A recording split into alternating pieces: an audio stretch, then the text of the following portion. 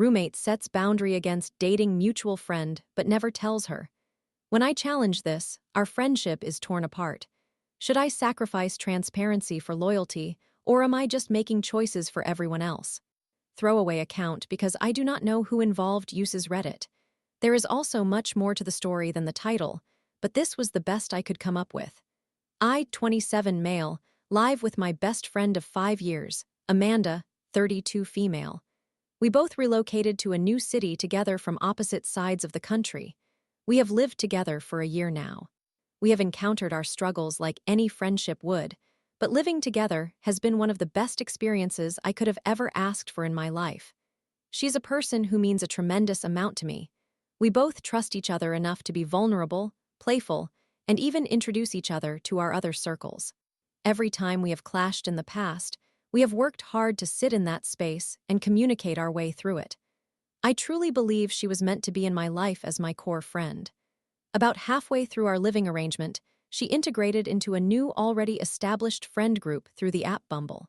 She initiated a friends with benefits relationship in secret with the person who introduced her to that group.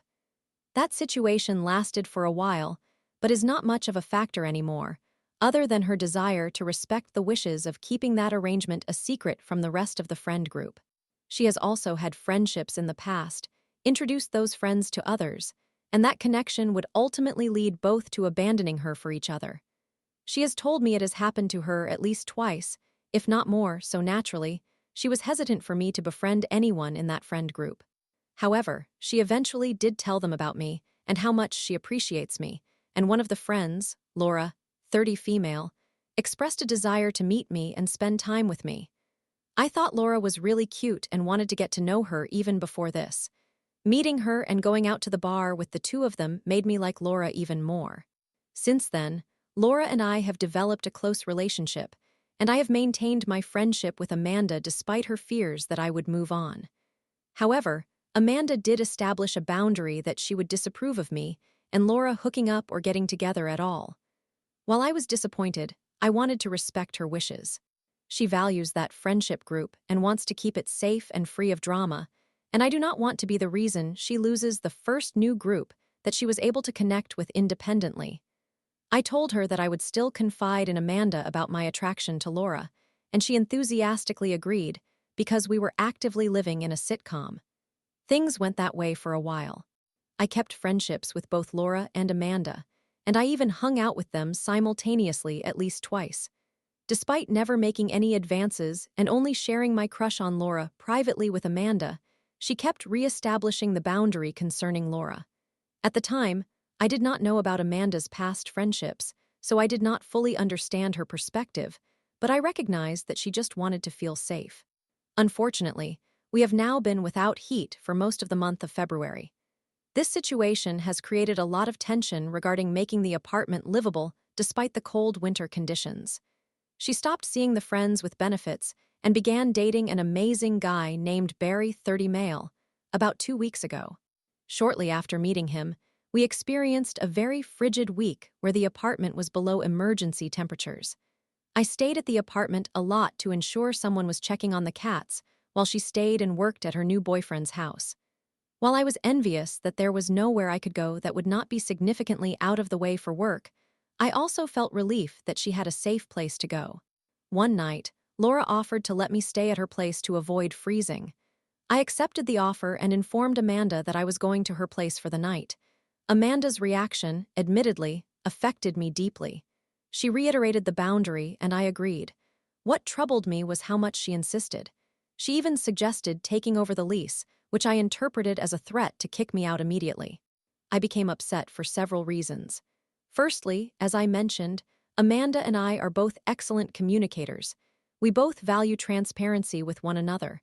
I recognized that part of her message was to say, "This hasn't changed just because I have a new boyfriend."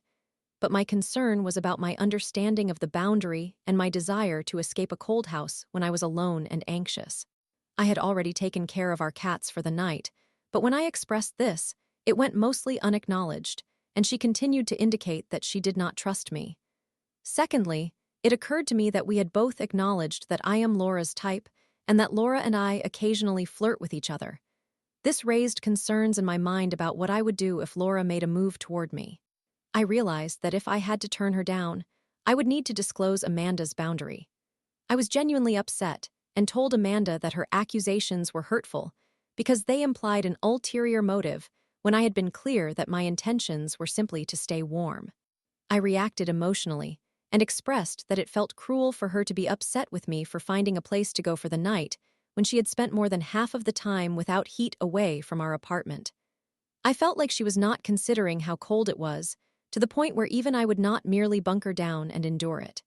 Ultimately, she let it go, and I reassured her that I was not going to fool around, and I kept my word. In the following days, I felt very angry toward Amanda. I did not think it was fair for her to continuously place all the pressure regarding a developing relationship squarely on my shoulders, and it felt like she was placing an undue burden on me that I did not deserve. I had not done anything to suggest that I do not value the safe space Amanda and I have cultivated, and she has never indicated to me that she did not trust me before this, so her attitude felt very unexpected. We did not speak for several days since she was not home to discuss our issues. Additionally, she was less than a week away from a 2-week trip she had planned to Brazil, so I was worried about whether I would get the chance to talk to her at all about how hurt I was before she left. Neither of us enjoys the we need to talk text nonsense and prefers to discuss matters in person when we can. She hurriedly dropped by one night to pack for her stay at Barry's, and I indicated that I may not get another chance to talk to her, so we needed to clear the air. I explained why her insistence hurt, and she indicated she did not intend to harm me. She was merely reaffirming the boundary. I mentioned my concerns regarding what I would do if Laura came onto me, and how I would feel uncomfortable lying and saying that I was uninterested in her. I recognized that this conversation would likely reveal that Amanda did not want us to see each other romantically, and I was unsure how to navigate it honestly without ceasing my friendship with Laura. She did not seem to see the validity of my argument and had to leave to assist a different friend in crisis before heading to Barry's. However, we did have a meaningful emotional breakthrough before her departure, during which I learned about the friends from her past who had abandoned her. I reaffirmed emphatically that I had no interest in breaking the boundary, and we even shared a laugh before she asked if I would be okay and went off to assist her other friend. She inquired if we had addressed everything, and I suggested it would be wise to have that conversation again when she was not preoccupied, just to create a safe space for us to process without interruption, to which she agreed. We were unable to find time before she left for Brazil to hold that conversation, and the heat has still not been repaired at all. We were discussing over text the back rent I owed, and I encouraged her to withhold her payment for March until we could confirm a reduction for the month we went without heat. To summarize, she stated that she was unwilling to jeopardize her ability to purchase a house this year by facing an eviction. I felt that she was dismissing the idea entirely, even though we were well within our legal rights to do so, and any eviction notice would likely have been waived given the circumstances of rent payments accepted for the back rent and the emergency conditions endured over several weeks. Her response was simply disapproval, stating that since I was not a judge, I could not predict how it would unfold and that she was not going to collaborate with me. I agreed to pay this month's rent regardless of the amount, but I reacted very emotionally. I felt deeply upset that after all the efforts I had made to improve our situation, including leaving a job I loved for one I liked less that paid better, and going without personal finances for months to get everything back in order, someone who had not endured most of the struggles would undermine my desire to fight for us, and I had nowhere to escape the cold. The one time I did seek warmth led to an argument that lasted for days. Her response was that it was merely one day's worth of conversation and that we had not argued. She added that if I did not want to take care of the house, she would have arranged for someone else to ensure the cats were cared for, completely missing the point that I did not have anywhere to go. My frustration only increased rather than subsided, and she needed to go to sleep for the overnight part of her trip, but she maintained that it felt as though I did not care about her future, and by wishing to risk any resources for something that could fail, I was showing that I did not care at all about protecting her or our friendship. We have been avoiding text communication for the past week, but a couple of days ago, we stayed up late arguing again, where my comments about the disagreement regarding Laura resurfaced. I apologized for not managing my anger and being upset with her, but I mentioned that my concerns felt valid to me and did not seem to carry much weight in her responses. I also expressed my concern about the boundary with Laura. I do not feel comfortable having a boundary that directly affects her choices without her knowledge. I was not threatening to indulge her, but I was expressing that there did not appear to be an honest way to decline her overtures without bringing it up, and that all Amanda's ability to decide whether she is interested in me rests solely on my shoulders. I felt that Laura also needed to be informed that Amanda did not want us to get involved romantically. I stated that I was not going to lie because I value transparency, and Amanda noted on several occasions that it would not be lying to say I was uninterested. Rather, it would be withholding the real reason. I clarified that if I had to lie by omission, I would prefer to cut off my relationship with Laura to stay away from someone I care about enough to see a future with. Any solution I considered that would preserve our honest dialogue, or result in me abandoning my friendship with Laura for the sake of the one I value more with Amanda, only led to her not being friends with the entire group and my feeling of having betrayed her. We argued for hours, and the situation became increasingly toxic on both sides until her emotional demeanor shifted entirely. She pointed out that we might not be able to remain friends after this, while claiming she was completely calm, as if we were having a conversation in a coffee shop. The argument ended with, "We will see what damage is left when I return." We have both talked to several mutual friends about the situation, and they agree with me that the boundary as it currently stands is detrimental to both Laura and myself, and it is unfair to keep someone as genuine as Laura uninformed about something that directly involves her. I do not have an issue refraining from pursuing Laura. My issue lies with being dishonest and avoiding transparency. Amanda has not reacted kindly to that perspective, even lashing out at our mutual friends for not supporting her. However, she did text me after our group of friends confronted her about the boundary being inappropriate and stated that I could pursue Laura and explain why I had not made a move sooner, provided I never revealed her friends with benefits arrangement. I agreed since that was never my business to share, and I privately determined that I would still not make a move unprovoked on Laura or explain why I had not previously done so. I planned to continue doing what I was already doing and see where the situation with Laura naturally leads. Amanda followed this up immediately by saying she felt I had disrespected her in a way she had never experienced before and could not envision us reconciling. She asked if I wanted to try to mend our relationship, and of course, I said yes. I stated that the only problem I saw was that I felt equally disrespected. We agreed to wait until she returned from Brazil to have this conversation so she could enjoy her trip, and I could prioritize addressing the bills and applying pressure on the landlord without distractions. So now, I am faced with a dilemma. Should I apologize for more than my emotional reaction? Am I wrong for perceiving what she has asked me to do as dishonest? Should I maintain my friendship with Amanda at all, despite years of meaningful companionship, after witnessing how fundamentally different we view communication and honesty within a friend group? Ultimately, I just feel that I would be making Laura's decision for her, and that makes me very uncomfortable. So, am I the antagonist? Summary: my roommate and best friend established a boundary that I could not date or hook up with a mutual friend, but she never informed the friend about it. I respected the boundary but felt uncomfortable keeping it a secret. When I raised this issue, we had a significant argument, and now our friendship hangs in the balance. Am I the antagonist? Story 2. I'm 21. I moved out of my mom's house to live in my boyfriend's mom's house because my mom hates him. My mom won't see me in person while he's there with me, and my boyfriend said that, unless I see her with him there, we are going to have to break up. I took him having to choose between them, and I took him depressed. My boyfriend, who is 20, and I, who am 21, first crossed paths in February of 2024. At that time, I was residing with my mother. We encountered each other at a skating rink while I was there with my mother and younger brother. The introduction came through my female friend, who is 19. I had known this friend for a few months prior to our meeting, and she had been acquainted with my current boyfriend for a year before bringing us together. Upon meeting him, he quickly expressed interest in me and requested my phone number on the same day. We conversed for nearly the entire 3-hour skating session. This was my first experience with dating, and I was still a virgin.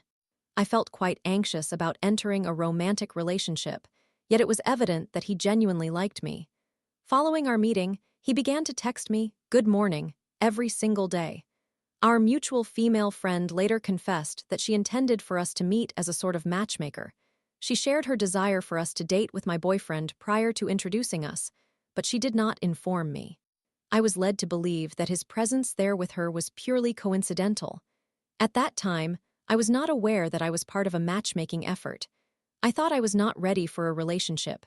Gradually, my boyfriend, our female friend, and I would socialize together periodically, but then he began to spend time alone with me. Our friend often remarked, "Over the past year that I've known him, he has always treated me with respect," calling him a good guy. She encouraged me not to let my lack of prior relationship experience deter me from being with him. As time passed, we grew closer. We began dating 2 months after our initial meeting when he asked me to be his girlfriend. As my boyfriend and I started to spend more time together, my mother consistently expressed disapproval every time I returned home from being with him, insisting that he was not right for me. To this day, she claims he is only with me because he views me as naive and easily manipulated. She labels him as arrogant, controlling, egotistical, self-centered, and manipulative. 1. She mentions that she does not recall him greeting her when we first met, though he insists he did. 2. She recalls an incident when I told her I was with him and experienced slight period cramps. He offered me Tylenol, but I declined, stating the pain was not severe enough to warrant pain relief pills. He tried to assist me in taking the medicine since I typically dislike pills, saying, "I know you need these because you're in pain. I understand you just don't like taking pills. If you don't take them in 10 seconds, I'm going to the other room and you won't see me for the rest of the night." I ultimately did not take the pills, leading him to leave the room and not return for the entire evening. She brings up other points as well, expressing concern that he enjoys attention from multiple girls, dedicates considerable time to the gym due to superficiality and ego, and seeks someone he believes he can control and manipulate, claiming this is why he chose me. She asserts that she can read him and finds him similar to men she has known in her past relationships. She often suggests that I was subjected to love bombing at the beginning and predicts he will eventually grow bored with me, not due to my lack of worth, but because of the type of person she believes he is. Fast forward to the present, my mother and I have had numerous arguments regarding her conviction that I deserve better and that I fail to recognize that I am being manipulated and deceived due to my trusting and sweet nature, which she feels blinds me. She insists she is trying to protect me. Our arguments became so frequent that sometimes, during visits with my boyfriend, I would feel emotionally distressed or suddenly upset due to the tug-of-war situation. Living with his mother, my boyfriend proposed that I move in with them in October 2024. Initially, I was hesitant and responded, "No, not right now." However, as time passed and he noticed my growing distress over my conversations with my mother, he began to advocate for the move more. I felt a sense of urgency from him, as if he believed I needed to leave my mother's house or he could not remain a part of my life. While it wasn't aggressive, I sensed that he really desired this change. Consequently, I decided to move out of my mother's home. He communicated that seeing me upset caused him distress, and that it was becoming overwhelming for him to witness my unhappiness due to my mother's distrust. He suggested that it would be best for me to avoid being around that negativity. Currently, I face a dilemma. 1. My boyfriend has stated that I can see my mother in person as long as he accompanies me for my protection, and we can leave if my mother brings up the conflict again. 2. My mother is open to seeing me alone without him. However, she insists she never wants to be around him. I expressed my desire to meet my mother by myself, as that seems to be the only way I can currently see her due to her stance. My boyfriend responded, "If you see her without me present or move back in with her, we will have to break up.